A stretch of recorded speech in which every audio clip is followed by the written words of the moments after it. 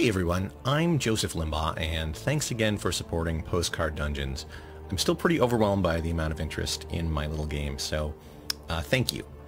This video is a more detailed explanation of how Postcard Dungeons works.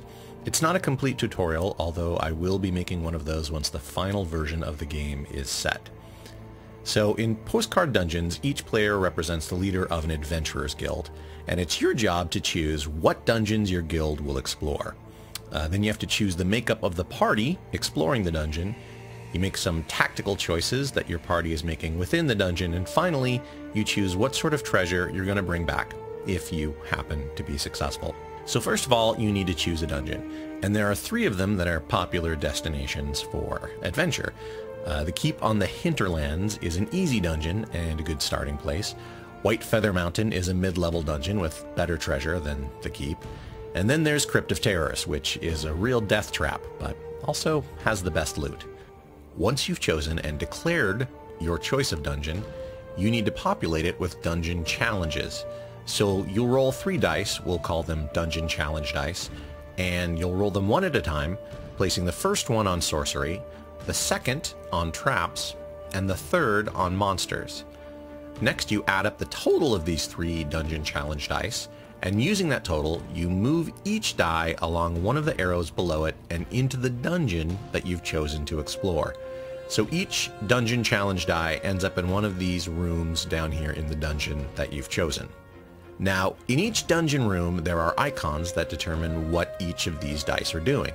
So for example, a dungeon challenge die might be attacking your heroes, or it might be defending another die in another challenge, or it might be stunning one of your heroes. Next, you'll roll 3 dice for your heroes. These are hero dice, and after you roll these 3 dice, you get to decide where these 3 dice go. So you'll place 1 on your thief, 1 on your warrior, and 1 on your wizard. Once you've chosen those, it's time for adventure. So the way this works is each dungeon challenge die gets 1 turn, and each hero die gets 1 turn. The dungeon challenge dice don't really get to make any choices, they just follow orders, but you get to decide what your hero dice do.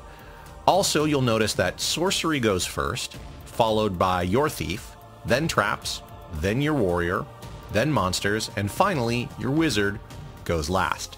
When your hero dice get a turn, you get to decide which dungeon die they will attack. You can attack any of the dungeon dice as long as your attacking die is equal to or greater than the defending die, and the dungeon die isn't defended by another dungeon die. The die you attack is removed from the board, and that particular hero's turn is over. Obviously, it makes sense most of the time to attack dungeon dice that haven't had a turn yet.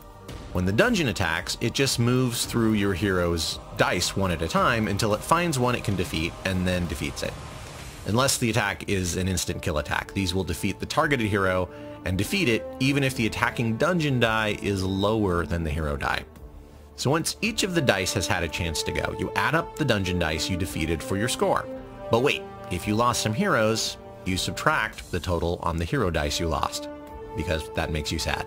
This score is your treasure score and allows you to buy one of the treasures from the treasure board. Treasure points don't accumulate from turn to turn, and you only get 1 choice of treasure, so, choose wisely. You might buy a treasure that gives you a magical advantage in your next dungeon, or you might choose a treasure that's worth more gems, which are used for winning the game. Once each player has gone on 3 adventures, the game ends, and whoever has the most gems worth of treasure wins. And that's pretty much how it works. If you have any questions, feel free to ask. I'm happy to answer them. And once again, thank you for supporting Postcard Dungeons.